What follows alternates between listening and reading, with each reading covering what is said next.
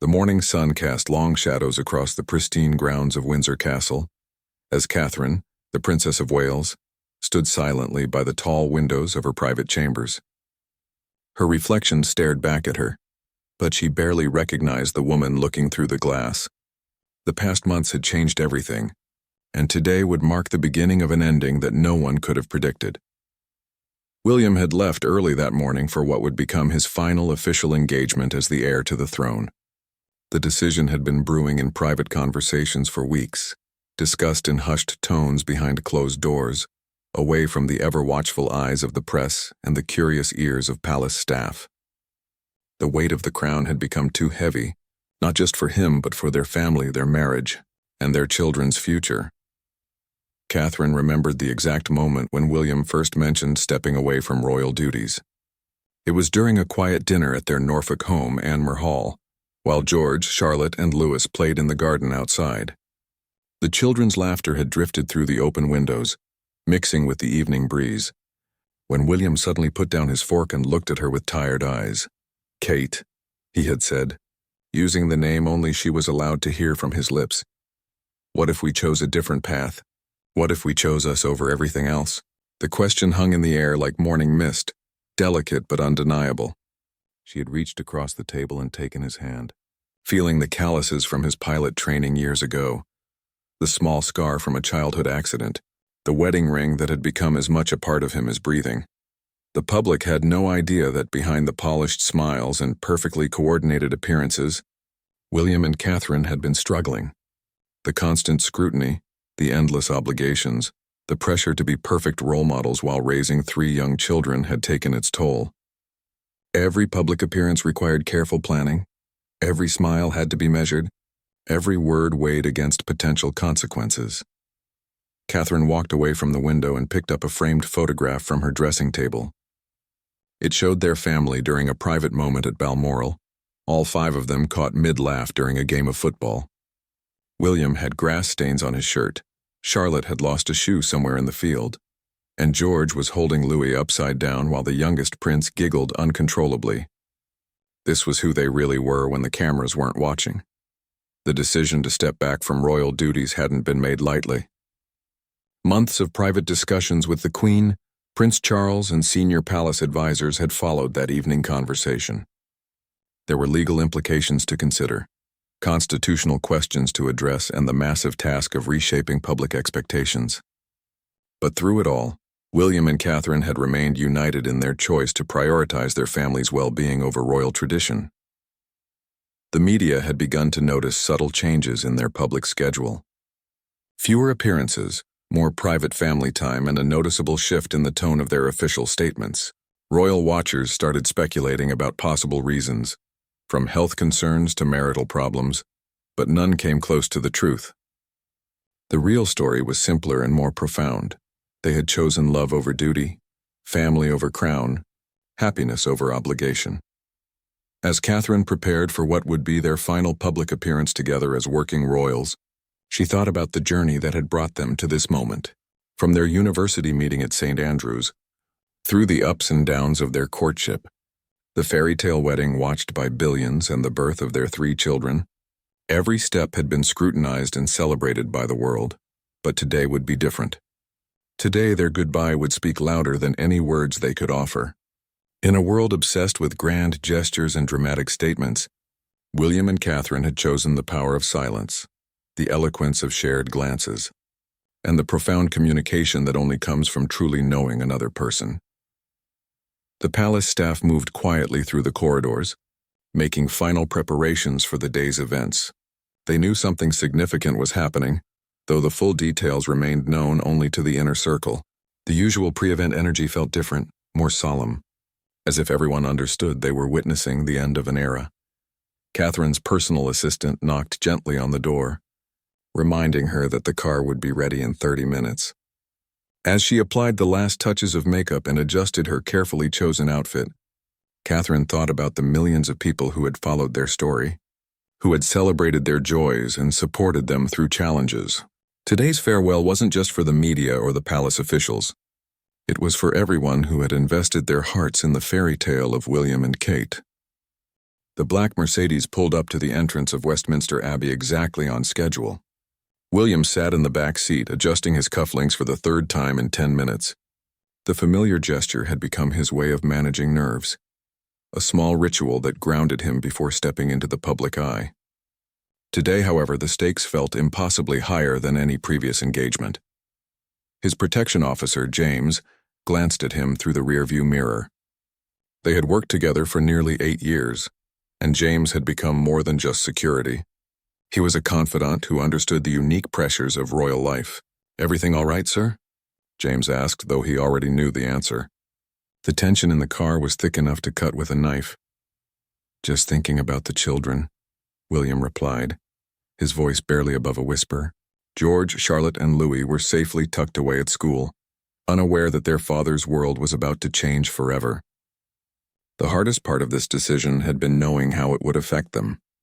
They had grown up understanding their unique position in the world, but they were still just children who wanted their parents to be happy.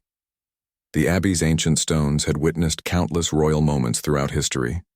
Coronations, weddings, funerals, and state occasions had all unfolded within its sacred walls.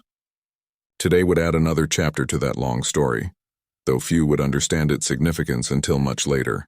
William stepped out of the car and immediately felt the familiar flash of cameras, the subtle push and pull of crowds being managed by police barriers. Catherine's car arrived exactly 2 minutes later as planned. The coordination was flawless, a testament to years of experience with royal protocol. But as she emerged from her vehicle, something in her posture, in the way she held her head, signaled that this was no ordinary appearance. The seasoned royal photographers noticed it immediately, though they couldn't quite put their finger on what felt different. Inside the Abbey, the assembled guests represented a cross-section of British society. Charity workers, military veterans, community leaders, and dignitaries filled the pews. This particular service was meant to honor community service and volunteer work across the United Kingdom.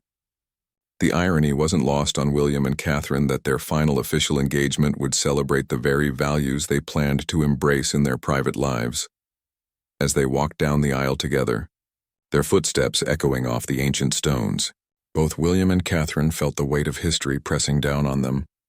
Every step took them closer to a moment they had been planning for months but still couldn't quite believe was actually happening. The familiar routine of royal walkabouts, carefully timed speeches, and choreographed interactions would soon become memories. The Archbishop of Canterbury, who had married them in this very building over a decade earlier, delivered a sermon about service, sacrifice, and finding one's true calling. His words seemed to speak directly to their situation, though he had no knowledge of their private decision. "Sometimes," he said, his voice carrying clearly through the sacred space, "the greatest service we can offer is the courage to follow our hearts, even when it means leaving familiar paths behind." During the service, William and Catherine sat side by side in the front pew, their children's absence creating a noticeable gap that regular royal watchers couldn't help but comment on later. Usually George and Charlotte would attend such events, their presence adding warmth and relatability to the formal proceedings. Today, the couple had chosen to shield them from what they knew would become a media frenzy once their decision became public. Catherine's hands rested in her lap, her engagement ring catching the light filtering through the Abbey's stained glass windows. That ring had become one of the most photographed pieces of jewelry in the world, originally belonging to Diana, Princess of Wales. Today it felt heavier than usual, weighted with the responsibility of living up to the memory of William's mother while forging their own path forward. The service included readings from local volunteers, people whose quiet dedication had made real differences in their communities. As William listened to their stories, he felt reinforced in his conviction that meaningful impact didn't require royal titles or ceremonial duties. These ordinary people were changing lives through simple acts of kindness and commitment, without cameras recording their every move or protocols dictating their every action. When the time came for William to deliver his speech, he approached the lectern with measured steps. The hundreds of people in attendance fell silent, along with the millions watching the live television broadcast. He had written and rewritten these words dozens of times, consulting with Catherine late into the night, ensuring every phrase conveyed both gratitude for the past and hope for the future. His opening words were traditional, thanking the volunteers and acknowledging their service. But those who knew him well could hear something different in his voice, a finality that suggested deeper meanings beneath the surface. Catherine watched from her seat, her eyes never leaving his face, knowing that each word was carefully chosen not just for this audience, but for history itself. The reception following the service buzzed with polite conversation and the gentle clink of teacups against saucers. William and Catherine moved through the crowd with practiced ease, their years of royal training evident in how effortlessly they connected with each person they met. But beneath the surface, both were acutely aware that these would be their final moments as working members of the royal family. Mrs. Eleanor Hartwell, an elderly woman who had volunteered at a local food bank for over 30 years, approached Catherine with trembling hands. "Your Royal Highness," she began, her voice filled with genuine emotion. "I just wanted to thank you for everything you've done for people like us. You've made volunteering feel important, special even." Catherine took the woman's weathered hands in her own, feeling the calluses from decades of service, and for a moment, the formal barriers dissolved completely. "Mrs. Hartwell," Catherine replied, her voice softer than usual. "It's people like you who have taught me what real service means.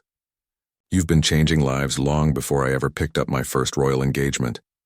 The exchange lasted only a few minutes, but it encapsulated everything Catherine hoped to carry forward into her new life. The connection between people, the quiet dignity of helping others, the satisfaction that comes from making a real difference rather than simply making an appearance. Across the room, William found himself in conversation with David Chen, a young man who had started a community program helping refugee children learn English. David spoke passionately about his work, unaware that he was describing exactly the kind of hands-on involvement that William craved. "The thing is, sir," David explained, "you can't help people from a distance. You have to get in there, roll up your sleeves, make mistakes, learn as you go. That's where the real impact happens." William nodded, storing away every word. This was what he wanted for his future, the freedom to make mistakes, to learn through trial and error, to be judged on his actions rather than his bloodline. The royal bubble had protected him from failure, but had also insulated him from the kind of authentic experiences that David described with such enthusiasm. As the afternoon wore on, both William and Catherine began to feel the emotional weight of saying goodbye to a life they had known for so long. Every handshake, every conversation, every smile carried the knowledge that it was happening for the last time in this context. The security team, the private secretaries, the protocol officers who had become familiar faces over the years, all would soon become part of their past rather than their daily reality. The media presence outside had grown throughout the day, with news crews from around the world positioning themselves for the couple's departure. Royal correspondents who had covered William and Catherine for years sensed that something significant was happening, though none had yet pieced together the full story.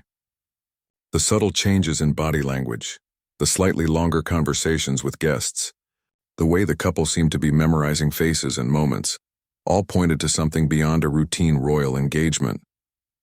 Sarah Mitchell, a photographer who had covered the royal family for 2 decades, noticed Catherine pausing in a doorway, looking back at the reception with an expression she had never seen before. It wasn't sadness exactly, but rather the look of someone taking a mental photograph, storing away a moment they knew they would want to remember years from now. Sarah's finger hovered over her camera's shutter button, instinctively recognizing a significant moment, but something made her hesitate. This felt too private, too personal to capture for public consumption. Inside the Abbey's vestry, William and Catherine had requested a few minutes alone before their departure. Standing in the same room where they had signed their wedding register over a decade earlier, they found themselves surrounded by memories and facing an uncertain future simultaneously. The weight of their decision felt both liberating and terrifying. "Do you think we're doing the right thing?" Catherine asked, voicing the question that had haunted both of them for weeks. Her hand smoothed her dress nervously, a gesture William recognized from their university days when she was preparing for a particularly difficult exam. William moved closer, taking her hands to still their nervous movement. "I think we're doing the only thing we can do and still live with ourselves," he replied. "Our children deserve parents who are present not just physically but emotionally. They deserve to see us choosing happiness, choosing each other, choosing what matters most. The sound of voices in the corridor reminded them that their private moment was nearly over. In minutes, they would walk out of the Abbey together for the last time as working royals, past the cameras and crowds into their waiting cars. But first, they had one more ritual to complete. A gesture that had been planned carefully but would speak louder than any formal announcement. Catherine reached into her handbag and withdrew a handwritten letter, sealed in an envelope bearing the royal coat of arms. It was addressed to the Queen, their final official communication as senior members of the royal family. The letter contained their formal notification of stepping back from royal duties, written in their own words rather than the formal language typically drafted by palace officials. "Are you ready?" William asked, knowing that once they walked through those doors there would be no turning back. Their old life would officially be over, and their new one would begin under the intense scrutiny of a world that had invested so much in their story. Catherine nodded, her resolve strengthening with each passing second. They had made their choice months ago. Now it was simply time to live it. Together they walked toward the Abbey's main doors, where their cars waited to take them on their final journey as working royals. The Abbey doors opened to reveal a sea of faces, cameras, and microphones stretching as far as the eye could see. The crowd had grown significantly since their arrival, with hundreds of well-wishers joining the media contingent. Many held flowers, handmade signs, and British flags, their faces filled with genuine affection for the couple who had represented hope and stability for over a decade. William and Catherine emerged together, their steps synchronized after years of walking side by side at countless events. But today, their usual professional composure seemed softer, more human. Catherine's hand found William's arm naturally, a gesture of support that photographers captured from dozens of angles, though none understood its deeper significance. The plan had been simple: a brief walkabout to greet the crowd, followed by separate departures to different engagements. This was standard protocol, designed to maximize their public impact and fulfill multiple obligations efficiently. But as they approached the crowd barriers, both William and Catherine felt the weight of what they were actually doing, saying goodbye to thousands of people who had supported them, believed in them, and loved them from afar. 8-year-old Emma Richardson had been waiting with her grandmother for over 3 hours, holding a drawing she had made for Princess Catherine. The picture showed a simple house with stick figures representing her family, and at the bottom she had written, "Thank you for being so kind," in her careful child's handwriting. When Catherine knelt down to accept the drawing, Emma whispered, "Are you sad about something, Princess? You look different today." Catherine felt her throat tighten. Children possessed an intuitive understanding that adults often missed, and Emma had sensed the emotion beneath the polished surface. "Sometimes grown-ups have to make difficult decisions," Catherine replied gently. "But that doesn't mean we stop caring about wonderful people like you." She hugged the little girl briefly, knowing that this simple interaction represented thousands of similar moments that had filled her royal years with meaning. Further along the barrier, William encountered Thomas Whitfield, a veteran who had served in Afghanistan during William's own military deployment. Thomas had been following William's career ever since, attending multiple royal events and always managing to catch the prince's attention with his distinctive regimental tie. Today, Thomas's weathered face showed concern as he grasped William's hand. "Everything all right, sir?" Thomas asked quietly, his military training enabling him to read body language and emotional undercurrents that others might miss. "You and the missus seem like you're carrying something heavy today." William gripped the veteran's hand firmly, feeling the strength and steadiness that had defined Thomas's character through decades of service. "Sometimes the bravest thing you can do is change course when you know it's right," William replied, his words carefully chosen to honor Thomas's understanding, without breaking the news prematurely. The interaction lasted only moments, but both men understood they had shared something meaningful. Thomas nodded slowly, his eyes reflecting years of experience with difficult decisions and their consequences. "Whatever you're facing, sir, you've got good people behind you," he said, releasing William's hand with a final supportive squeeze. As they continued along the crowd barrier, William and Catherine began to realize that many people were sensing something significant about this appearance. The energy felt different from their usual public outings, more emotional, more charged with unspoken understanding. Royal watchers who had followed them for years stood with tears in their eyes, though they couldn't articulate why this moment felt so poignant. Margaret Thompson, A woman in her 70s who had attended dozens of royal events over the decades managed to catch Catherine's attention as they neared the end of the crowd line. "Thank you," she said simply, her voice carrying the weight of years. "Thank you for showing us that fairy tales can be real, that love can survive anything, that family comes first." Her words hung in the air like a blessing and a goodbye combined. The scheduled walkabout was supposed to last 15 minutes, but William and Catherine found themselves extending it naturally, neither wanting to cut short these final interactions. Their protection teams grew slightly nervous as the timeline stretched, but they recognized the importance of allowing this organic farewell to unfold at its own pace. As they approached their waiting cars, the moment everyone had been dreading finally arrived. Protocol dictated that they would depart separately, William to one engagement and Catherine to another. Their cars were parked 10 feet apart, a distance that suddenly seemed like an ocean. This would be their first separation as working royals, but more importantly, it would be their last separation under the old rules that had governed their lives. The crowd sensed something significant was happening as William and Catherine stopped between their two vehicles. For a moment that lasted several heartbeats, they simply looked at each other. Years of marriage, parenthood, public service, and shared dreams passed between them in that glance. The cameras captured every nuance, though the photographers still didn't understand what they were witnessing. Then, in a gesture that would be analyzed and remembered for years to come, Catherine removed her gloves slowly and deliberately. It was a small action, but in the context of royal protocol it spoke volumes. Gloves were part of her armor, her protection against the world, a barrier between her private self and her public role. Removing them was symbolic, vulnerable, and deeply personal. William understood immediately. His own hands found hers, skin to skin, in the most human gesture possible. No gloves, no barriers, no protocol. Just two people who had chosen each other above everything else. The touch lasted only seconds, but it communicated everything their public roles had never allowed them to say out loud.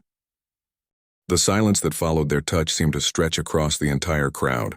Even the most seasoned photographers stopped clicking their shutters, instinctively recognizing that they were witnessing something sacred, something that transcended their professional duty to capture every moment. The usual sounds of a royal departure, car engines idling, security personnel coordinating through earpieces, crowd chatter, all seemed muted in the face of this wordless exchange. Catherine's eyes never left William's face as she took a half-step backward toward her car. The distance between them began to grow, but their connection remained unbroken. Royal protocol demanded that she enter her vehicle first, as the lower-ranking member of the family, but today that hierarchy felt meaningless. They were simply two people saying goodbye to a shared life, knowing that everything would be different the next time they saw each other. William's driver, Peter, had been working for the royal family for 15 years and had driven William through some of the most significant moments of his adult life. As he watched this farewell unfold, Peter found himself unexpectedly emotional. He had seen William on his wedding day during the births of his children, through moments of triumph and challenge, but this felt different. This felt like an ending. The crowd began to understand that they were witnessing something historic, even if they couldn't fully grasp what it meant. Mobile phones appeared everywhere as people tried to capture the moment, but their cameras couldn't record the electricity in the air, the sense that time itself had slowed down to allow this farewell its proper weight. Catherine reached her car door, which her protection officer held open with practiced discretion. For the first time in years of royal engagements, she hesitated before entering.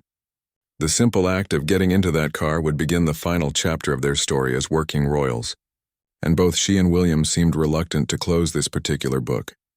From across the 10 feet of pavement that separated them, William raised his right hand in what appeared to be a traditional royal wave, but Catherine recognized it for what it really was, the same gesture he had used to say goodbye on their first day at university, when they were just two students who had no idea their lives would become so intertwined with history and duty. Catherine's response came without conscious thought. Her left hand rose to her heart, pressing gently against the place where she had felt every joy and pain of their shared journey. It was a gesture so natural, so unguarded, that several people in the crowd gasped audibly. Royal family members didn't typically display such raw emotion in public, but today all the old rules seemed suspended. The moment stretched until it became almost unbearable in its intensity. Then, with the grace that had defined her public persona for over a decade, Catherine smiled.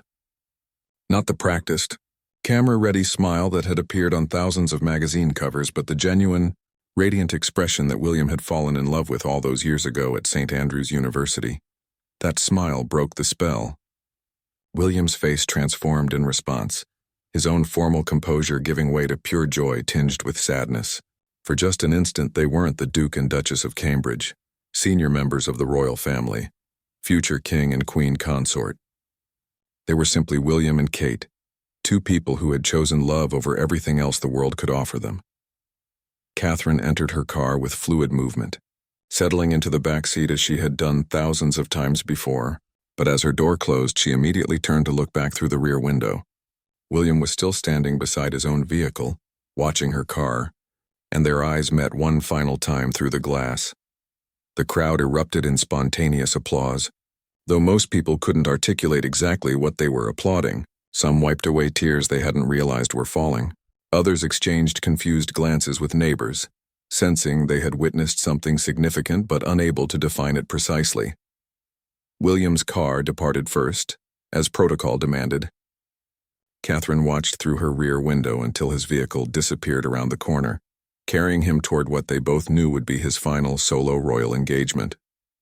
Her own car would take her to her last official appearance as the Duchess of Cambridge, though the world wouldn't understand the finality of these moments for several more hours.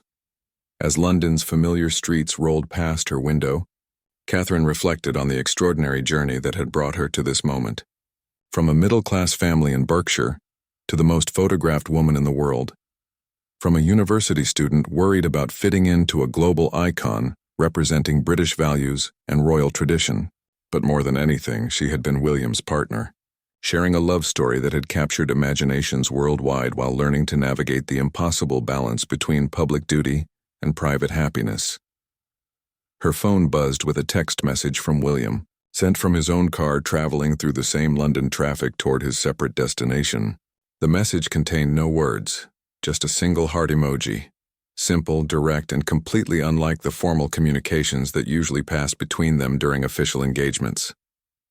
Catherine smiled through tears she hadn't realized were forming, typing back her own wordless response, a house emoji representing home, family, and the life they were choosing together.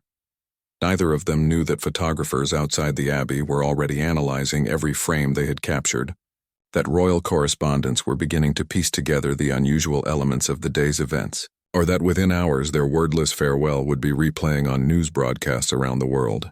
By evening, the footage of their wordless farewell had spread across every social media platform, every news channel, and every royal watching website in the world. The images were haunting in their beauty and devastating in their emotional impact. News anchors struggled to find words adequate to describe what millions had witnessed, while royal experts debated the meaning behind every gesture, every glance, every heartbeat of hesitation. The palace released their statement at precisely 6 p.m., as William and Catherine had planned. The timing was deliberate, late enough in the day that both had completed their final engagements, but early enough that the full story could develop over the evening news cycle. The statement was shorter than anyone expected, written in their own words rather than the formal language typically crafted by palace communications teams. After much consideration and with deep respect for the institution we have served, we have made the difficult decision to step back from our roles as senior working members of the royal family. This choice allows us to prioritize our roles as parents while continuing to support the causes close to our hearts in a private capacity. We are grateful for the understanding and support of Her Majesty the Queen and our families as we navigate this new chapter together. The reaction was immediate and overwhelming. Social media exploded with messages of support, mixed with expressions of heartbreak from people who felt personally invested in their story. And William and Kate began trending worldwide within minutes, with millions sharing their own memories of following the couple's journey from university students to global icons. Television, news programs interrupted their regular programming to analyze the statement and replay the footage from earlier in the day. Royal correspondents who had been puzzled by the unusual energy of the Abbey appearance suddenly understood what they had witnessed.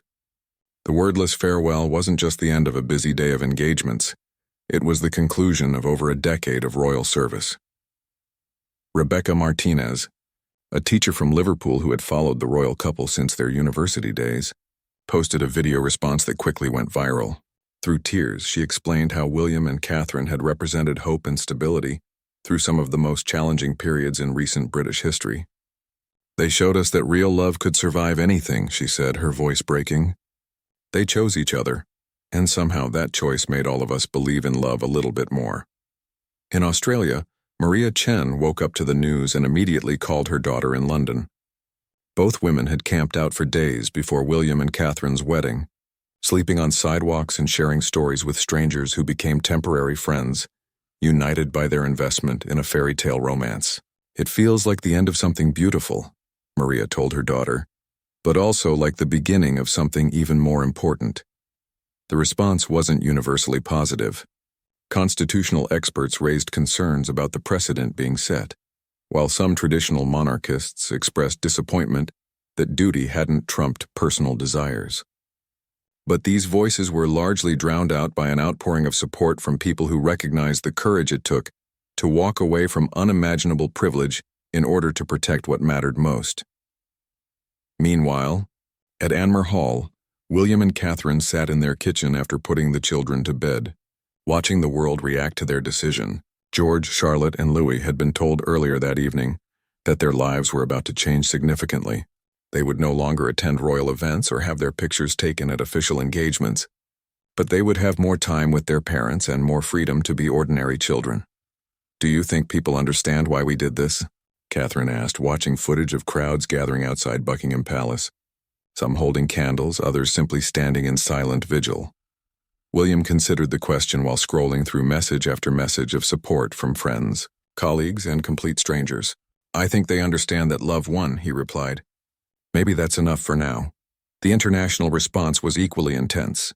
European royal families issued statements of support, acknowledging the difficulty of balancing public duty with personal happiness.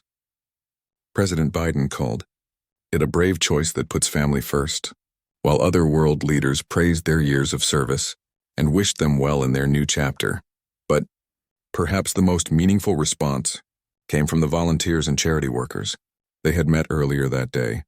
Mrs. Eleanor Hartwell, the elderly woman who had volunteered at the food bank for 30 years, was interviewed by local television. "They taught me that service doesn't require a title," she said, her hand still shaking slightly from the emotion of the day. "What matters is showing up for people who need you, whether there are cameras watching or not." David Chen, the young man who worked with refugee children, posted on social media. "Today I met two people who understood that real impact happens when you roll up your sleeves and get to work. Titles don't change lives, people do. Can't wait to see what they do next." As the evening wore on, the footage from their farewell was edited and re-edited, slowed down and analyzed frame by frame. But no amount of technical analysis could capture what everyone who witnessed it had felt. The profound communication that passed between two people who had chosen love over everything else the world could offer. The wordless farewell had indeed left millions weeping, but they weren't tears of sadness alone. They were tears of recognition, of gratitude, and of hope. William and Catherine had shown the world that even fairy tale princes and princesses were, in the end, simply people who wanted to be happy with the ones they loved most. Their poised departure hadn't marked an ending. It had marked a beginning, and somehow that made all the difference.